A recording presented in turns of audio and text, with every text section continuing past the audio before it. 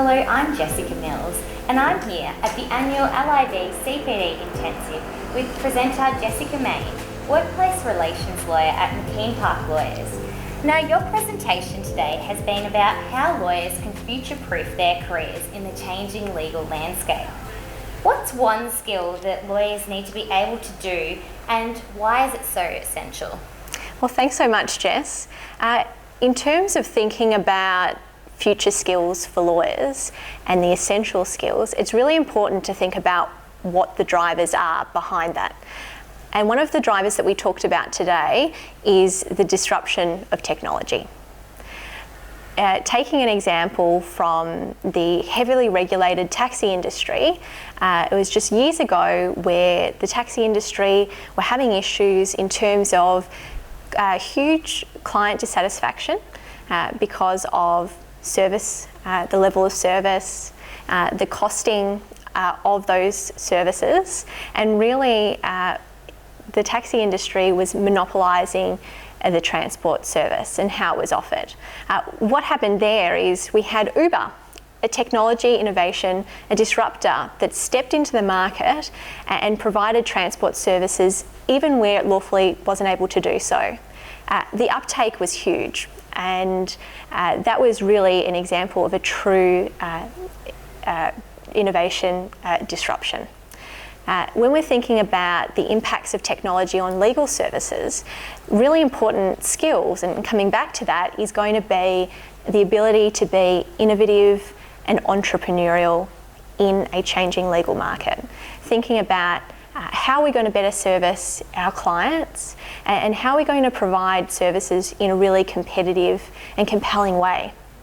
And it's going to be important for all lawyers to really be thinking about that and thinking about how to exercise those skills. And how they might do that is really embracing technology, learning about it, engaging with it, because by doing that you're really going to immerse yourself and open your mind to what opportunities may exist for your legal practice and how you can interact with your clients. Okay, and technology is not the only thing that's driving change. What are some other skills that lawyers need to do to be able to adapt? Thanks, Jess. Well, there are a multitude of drivers affecting the legal market, and some of those really include alternative business structures that are coming in, non-legal services providers providing historically what was thought to be legal services. These things are changing.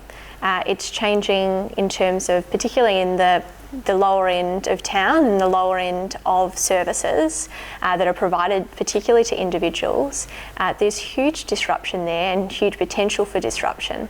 I think that the important skill is going to be the ability to be agile and creative and adaptable to change. And by exercising those sorts of skills is going to prepare you for anything that's going to come your way. And what would be kind of, I suppose, important in closing off on that is to really read, immerse yourself in not just technology, which we were talking about before, but also changes in the way that legal services can be offered and the value proposition that you can communicate to your clients. And just lastly, what advice would you have to any practitioners who might be a bit apprehensive to embrace change? I think if they're going to be apprehensive, there's no need to be. Change really leads to new opportunities. And that's really such an important consideration to make. And perhaps if you are feeling a bit that way, I really strongly encourage you to read Katie Miller's report, President of the LIV in 2015. She released a report in December titled Disruption, Innovation and Change.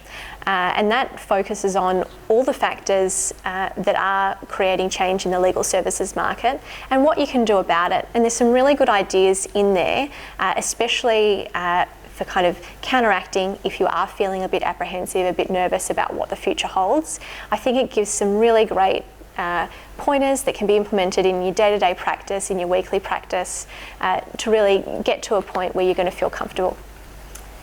Thanks so much for your time today, Jess. My pleasure. Thank you, Jess.